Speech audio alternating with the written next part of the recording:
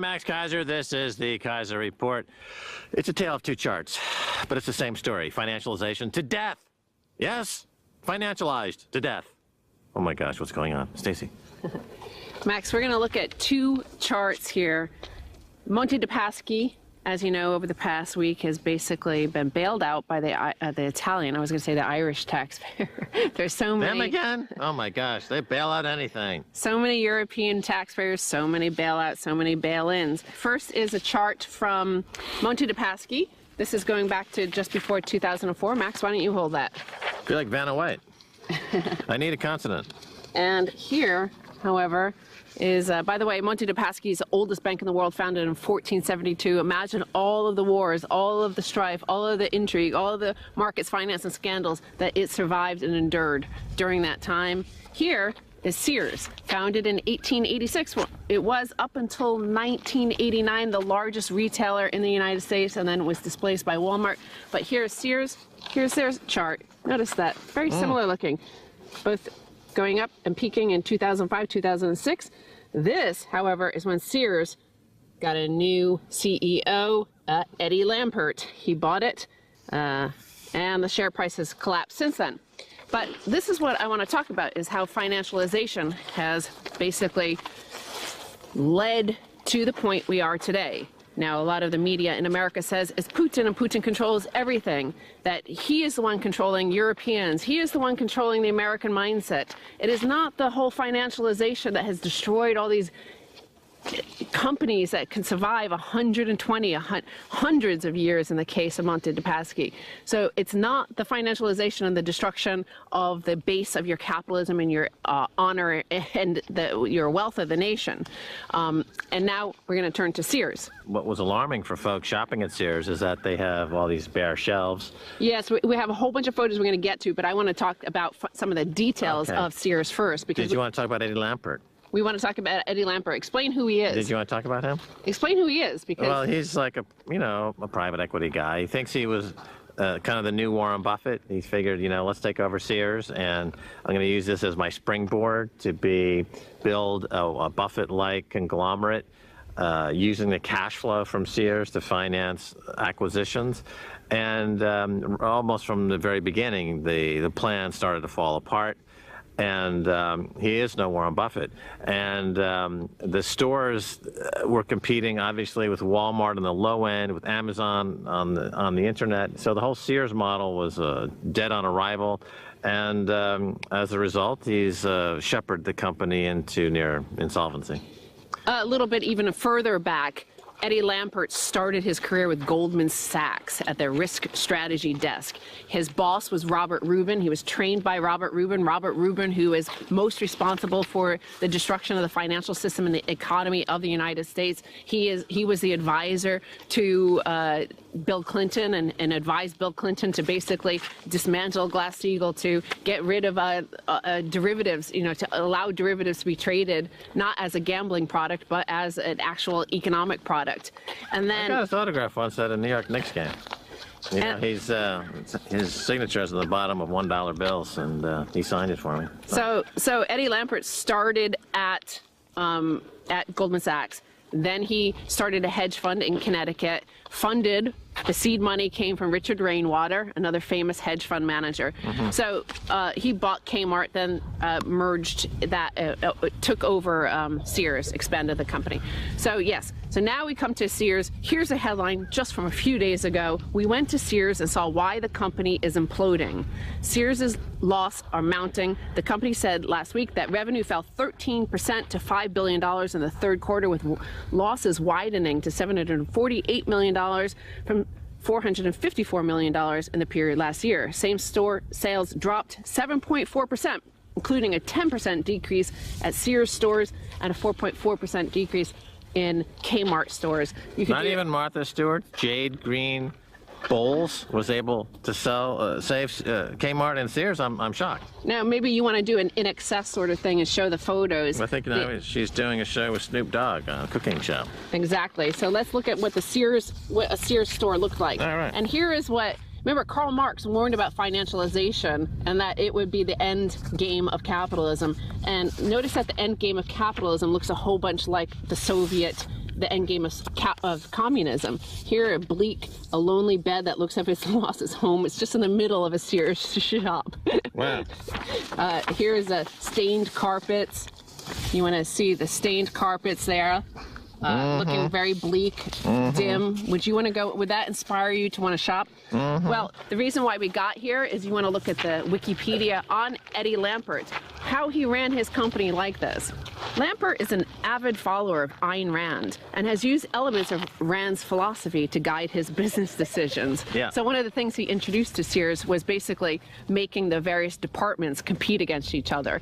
And basically that backfired. They all just became disillusioned and angry and not happy. And when you go to these shops, apparently I haven't been to a Sears since I was a little girl, but apparently now they're not very happy and inspiring customer service people. Well, of course, the difference with the Soviet Union is that in the Soviet Union there was no supply, and so the shelves were empty. In this American retail model, the problem is too much supply. You know, you've got unbelievable amount of supply of goods coming in from China, Asia, elsewhere, but they go to heavily discounted shops like Walmart, or on the high end, you people would buy expensive watches or Italian shoes. There is no middle market, just like there is no middle class. So as the middle class has been squeezed out of existence, so two middle market retailers like Sears have been squeezed out of existence due to too much supply of stuff. So that would be, but the end result is the same, tatty-looking empty shelves. Well, you have tatty-looking empty shelves, partly because Eddie Lampert, his philosophy of Ayn Rand is just cutting staff, basically they slashed staff. They got rid of like 50% of their staff over the past few years, but they've also liquidated the company. And here is the facts about the share buybacks. They're one of the, innovators in this market of like just buying back so much of their shares. Here, share buybacks total $5.8 billion between 2005 and 2010, sometimes at prices as high as $170 per share. Sears earnings in the same period were $3.8 billion. So they bought back shares at $170 per share. And Max, right now... I can't believe that this share buyback program failed. It seems like it succeeds anywhere else. But again, this is the result of too much supply. In this case, too much supply of money that was supplied by creditors in Japan or the Federal Reserve Bank. And they used that cheap money to keep aloft failed business models to the point of financialization to death. Well, at first it did work. He took over and started doing this in 2005. Yeah. Here is 2005, 2006. Here's up to 2007. You see, it started to work, but he was cutting staff, cutting their commissions, basically making the staff so demoralized that they hated everybody and all their customers, cutting back on maintenance. He intentionally told shareholders that he was like, spending money on the shops is a waste of time. So you look in there, go there now, and they're all ragged and gross. So the share buyback. That sounds like a good name for a store, Ragged and Gross. So I'm sure that would do better than Sears. When the share price was $170 and they were buying back shares, now they're $12. So they were buying back shares. You loved it at 170, you'll really love it at 12. Average down. So basically, they hollowed out the company and then kept on selling off assets because, of course, over 100 years, Sears had a massive portfolio of prime real estate, and they still have quite a lot of it, but they've been hollowing that out and selling it out and then leasing, becoming leaseholders instead of landlords. Yeah, well, I mean, this is remarkable because the S&P 500 and Dow Jones are hitting new all-time highs because, in large part, due to companies doing share buyback programs. Yeah. So somehow Eddie Lampert is so stupid as a businessman, he couldn't even sustain a skullduggerous share buyback program to manufacture bonuses for himself. What a rube. Well, because he sold off so much of the assets and because their revenue stream is collapsing so much, you need to have some revenue in order to be able to borrow to buy back shares. So he's sold off so much of their prime assets that they don't have anything left at this point. But I want to say, here one analyst quote from David Towell of Maglin Capital, he told Business Insider, quote, Eddie has orchestrated for himself and for the benefit of shareholders the most protracted liquidation in history. So this is part of what we see with Monte dei Paschi. This is what we see with Sears. This is what we see with our great institutions, our institutions and companies that have survived 100, 200, 300, 400 years. And now why people are seeking to make Europe great again, to make Italy great again, to make America great again. This is what they're responding to, not to some mysterious conspiracy theory. How come Obama didn't give a bailout like the auto industry? I mean, this is an American institution. I'm wondering, Obama, where's your bailout money for Sears? Those people. Well, okay, but this is the thing is, of course, Eddie Lampert is from Goldman Sachs. Yeah. He is trained by Robert Rubin. He is this mindset that now Donald Trump is saying that he wants to make America great again, and yet he's hired so far 3 Goldman Sachs guys. So this is a cautionary tale of what happens when you let Goldman Sachs people run the economy. You end up with a dysfunctional, bankrupt, has-been, washed-up retailer with turned into a giant roach motel. Well, that is one thing you can say. Monte dei Paschi has been destroyed by the derivatives sold to them by Deutsche Bank and Nomura. But here it's Goldman Sachs who has hollowed out these companies. Whether or not one of your theories you have presented in the past has been that, well, Goldman Sachs knows how to destroy companies. They know how to destroy America. They know how to destroy these great institutions. So perhaps they know how to stem the tide of that destruction of these great companies and hollowing out of entities and strip mining the wealth of a nation. Quite possibly. The Sears is looking pretty bad. Whether this applies to the general U.S. economy, now stacked with Goldman Sachs bankers, it's quite possible. This is a cautionary tale. Will the U.S. now go down the slippery slope of bankruptcy? Quite possibly. Is that a bad thing? Not really, because that's what's needed to clear out the dead wood. Well, Ayn Rand would agree. Clear out the dead wood, let the whole country go bankrupt, and start from scratch. We got plenty of talent, plenty of people. We just start from scratch. Well, maybe they could do the share buyback, essentially borrowing money from the rest of the world and then buying back the nation and then defaulting then. Well, I'm sure they'll privatize Social Security and buying Sears stock as part of the bailout. Stay tuned for the second half. A whole lot more.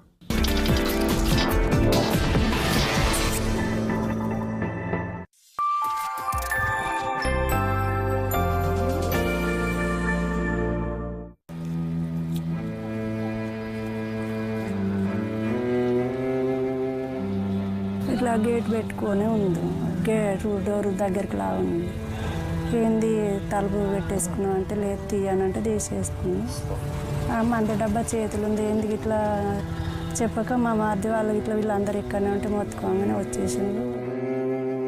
At the national level, in the last 20 years, 2.9 lakh farmers have committed suicide. BT cotton has been promoted as something which actually solves the problems of the Indian farmers. Something which comes as is thrust upon the farmers as a solution starts creating more problems.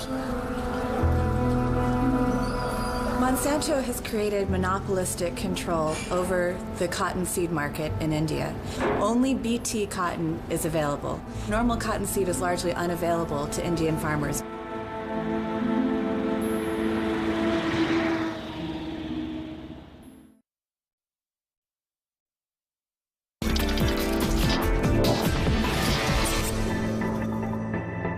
Welcome back to the Kaiser Report. We're still here in Chapel Hill, North Carolina. Last night, Max performed on stage in Chapel Hill at a comedy show with Lee Camp. We took my little phone down there, my little smartphone, and talk about Make America Great Again. Max Kaiser on stage. Silent Bob. Well, this has been a phenomenal couple of weeks.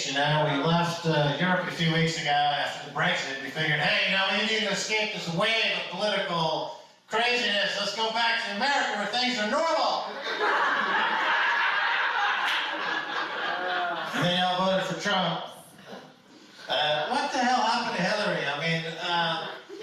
She's blaming fake news. Right now, what is fake news? There's news, which in many times is inaccurate. And it's the first draft of history, and then they revise it, and they come along and they say, no, that's not actually what really happened, things came around, and then they reinterpret it, and that's the part of history now. And then there's the first take, of history, journalism, and it's oftentimes wrong. So she claims that it was absolutely wrong, the reporting on how she lost the election, because according to her, Vladimir Putin flew over from Russia. Da, da, da, da, da, da, da.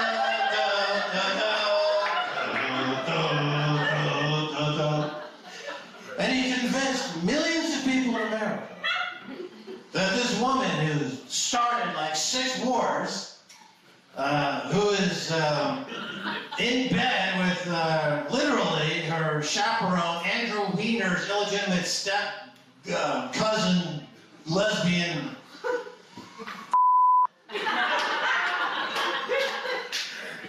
And it's Putin's fault. No, in fact, it's your fault. I hope you don't have any help me fast. But now we're entering the great unknown. The great unknown. Donald Trump. Donald Trump is president. So, first of all, this is either going to be the scariest time in American history, or it's going to be the scariest time in world history. Those are the 2 choices. So it's really hard to see where this is going. But so far, the indications are not great. So far, yeah, it's like make America great again. You know, I'm a populist. Hillary's a crook. Let's nominate 3 Goldman Sachs guys to the cabinet and make the CEO of Exxon the Secretary of State, Rex Tillerson.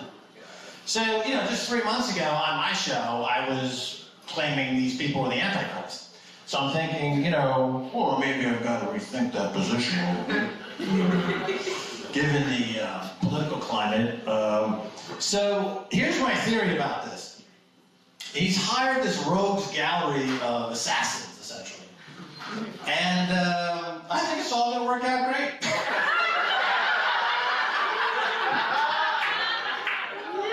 What could possibly go wrong? All right, Max Kaiser here with Lee Camp. Lee, welcome back to the Kaiser Report. Thanks for having me in Chapel Hill, no less. Yes, fantastic, in Chapel Hill. Lee was kind enough to have me share the stage with him tonight. I did a few minutes of my stand-up stuff, but mostly, Lee, I wanted to touch on some of the themes that you were getting into, and it's so topical, and it's really of the moment. Talk to me a little bit about the Internet of Things.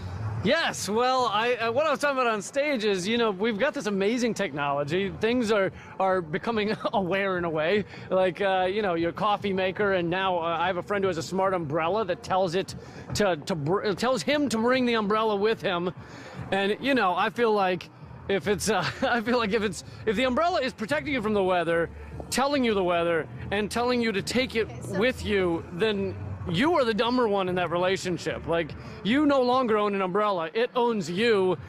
And uses you to take it with, you know, take it around the town with you. So you're a fleshy Uber. We are now monkeys being, you know, dictated to by our things. But these things, you know, can be they can be hacked. The Internet of Things can be hacked because it's not that well defended, and so people can know when you're home, when you're taking a dump, who you're talking to, and we should talk about this as a society and figure out what kind of privacy we want in these things. What kind of privacy do you want? Instead, when you bring this up, people go, "Well, just stop saying important things in front of your umbrella." Yeah, right. No, don't talk in front of your umbrella. No. Yeah, how about we discuss how to have privacy around such an advanced society? Yeah, talking about technology, you were also mentioning Amazon, you know, and the fact that Amazon now, they have drones and they deliver stuff in real time almost. And again, this is kind of warping people's perception of the whole act of shopping and where stuff comes. Talk a little bit about Amazon. Well, Amazon is a disgusting corporation, which that's why it's been so successful. I think that corporations nowadays, the big ones, need to be horrible to human beings because it is profit over all else. So we are thrilled by Amazon because it shows up quick, right? We're like, oh my God, look how fast this thing came. Meanwhile, there's a bloody handprint on the box and we're just like, who cares? It got here in an hour. Literally, someone tried to commit suicide off of one of the Amazon warehouse recently, and they're gonna have to put up the suicide nets. Like, that's when you know a corporation's really made it, really been successful, when it's put up the suicide nets around the Apple factories in China. Yeah, well, this is another kind of thing you mentioned in your show. You know, that humans are both very smart, but they're also very dumb. Like that these two things coexist within the same species. And the examples you bring up are pretty stark and pretty scary. Talk a little bit about that. Yeah, I think we are perfectly smart and perfectly dumb. We've evolved to a place where we're nearly killing ourselves. It's kind of like, you know, like things go in a cycle. When you're a baby, you don't know much and you can hardly move, and then you become 95 and you don't know much and you can hardly move.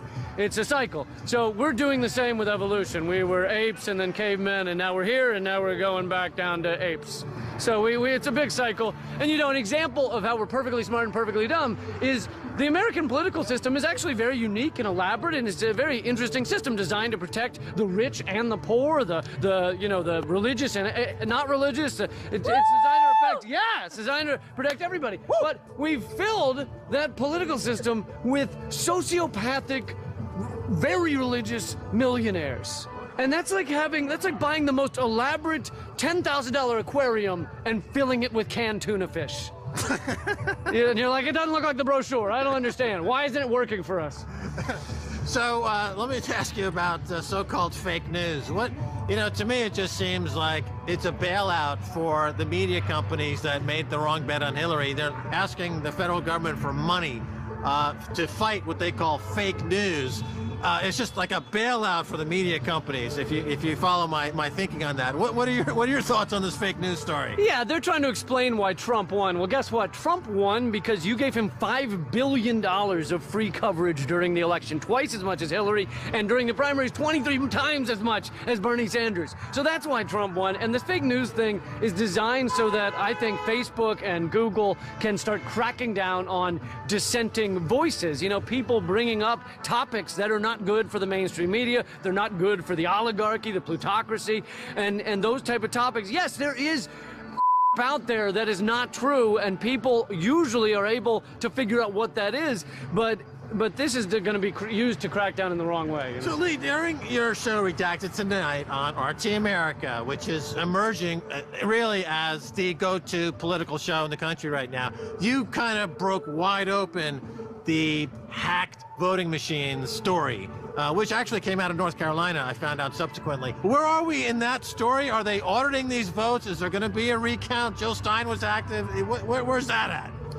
Well, first of all, when people talk about hacked voting machines, let's all realize almost all the voting machines are not connected to the internet. These are not foreign hackers, all right? These things they don't have foreign, there's no way to hack them it's local stuff. It's things going on, in and around counties and that kind of thing. And we vote more largely on black boxes that are completely unaccountable, unverifiable. It's amazing we're okay with this system, because if this were NFL games, if the results of the Super Bowl were they sent everyone home, turned off all the cameras, and performed the Super Bowl in a black site where no one could see it, and then a ref came out and said, hey, the Cowboys won, there would be riots in the street. It would be like angry Mardi Gras, just naked people, furious, flipping over cars. But instead, it's just the presidency. So putting these two things together, between the Internet of Things and hacked voting machines, how far are we now from putting into office an umbrella? Oh, I'd say 15, 20 minutes. 15, 20 minutes till the umbrella wins the election. Absolutely. Another thing you talk about in your show, which here in Chapel Hill, and you're touring all over the country, and everyone should check out your next date if they love the show Redacted tonight. Seeing you live is really fantastic. you talk about animals and how animals have more rights than humans, which you think about it. Talk a little bit about that, Lee. Well, we evolved to the point where we took our rights away, right? Animals can cross national borders. There are illegal deer in this country right now. They don't have jobs. They don't speak the language.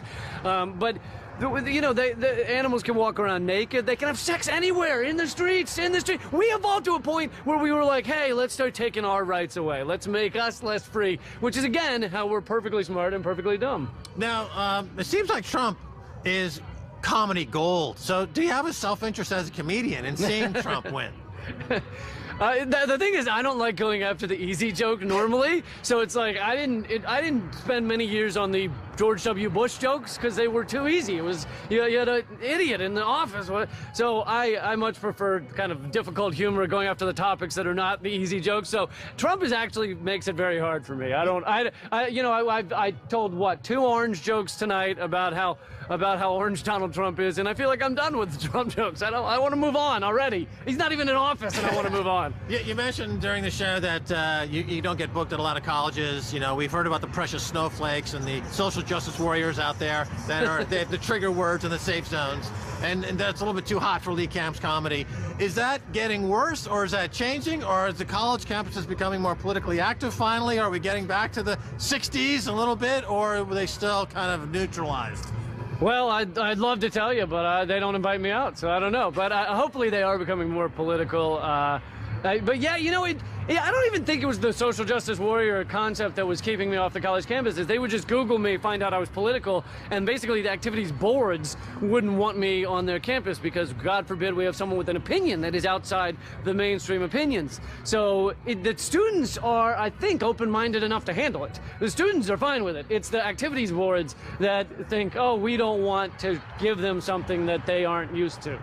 So the rumor is that Trump's first press dinner in Washington will feature the comedy of Lee Camp. Is there any truth to that rumor? I think that's unlikely. I think, judging by his cabinet picks, he has to find someone who hates comedy to run his comedy department, because every pick he's had, the guy in charge of labor hates workers, the guy in charge of housing, hates people who need public housing. So he's got to find someone who hates comedy to do that job.